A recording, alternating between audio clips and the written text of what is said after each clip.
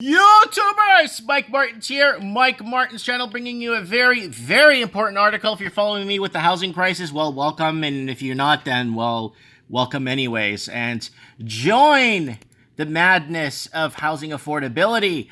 Well, what's this? Vancouver condo developer facing foreclosure. So it hasn't been foreclosed. He is facing foreclosure.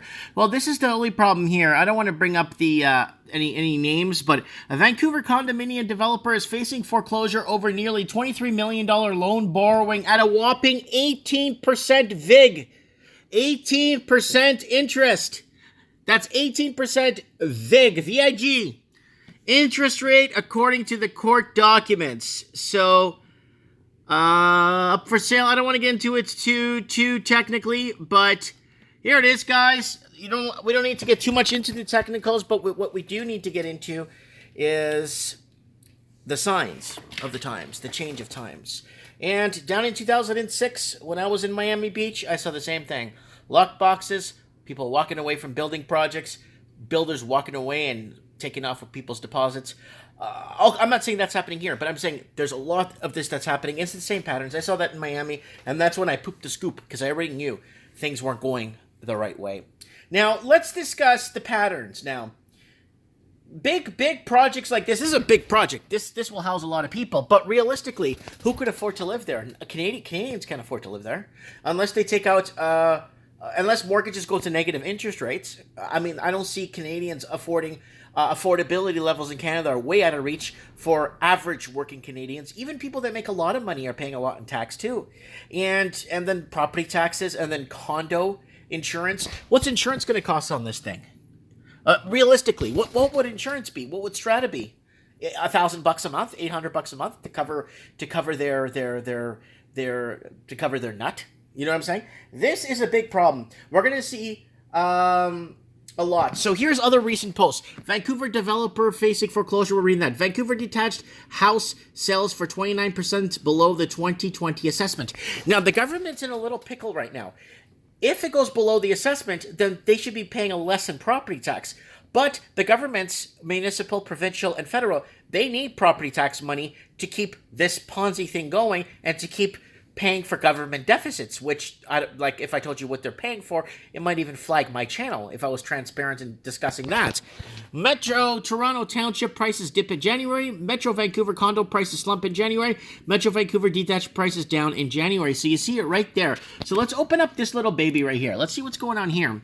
Vancouver detached house price sells for 29% the 2020 assessment value. Oh, whoa, $4 million house here. Vancouver single-family detached property assessed over $1 million sold 29% below the 2020 assessment, fetching $738. Okay, that in downtown Vancouver, honestly, realistically, in that condition, that year built, integrity on the mortgage. Look, they even put like a piece of wood here to hold that. You know what that thing should sell for, honestly? Like $360. That's a teardown. That $325, $360. That's a teardown.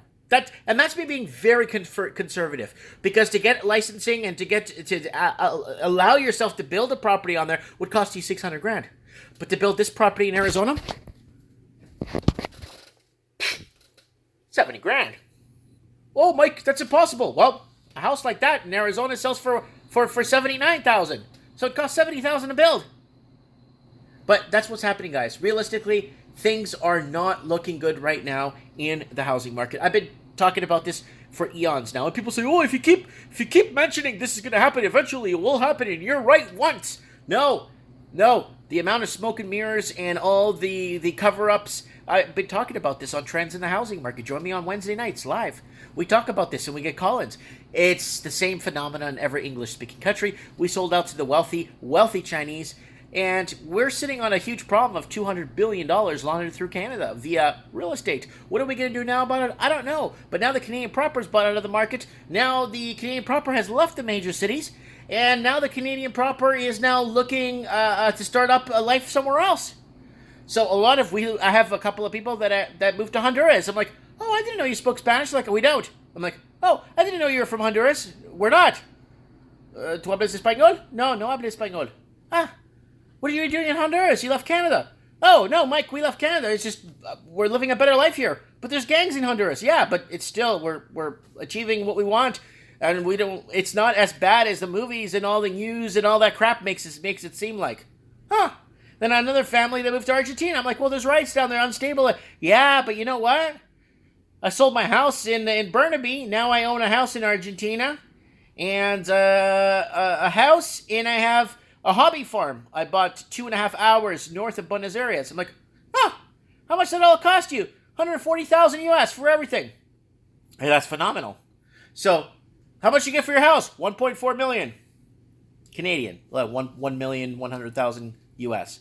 So, yeah, I think the phenomena of Europeans leaving Ontario in huge numbers, one-way tickets, buying one-way tickets to go to Greece, Portugal, Spain, all those other countries. I got an update from a friend. He said, yeah, people are just leaving. There's what's the point? Right? So here it is, guys. 700,000 for that thing.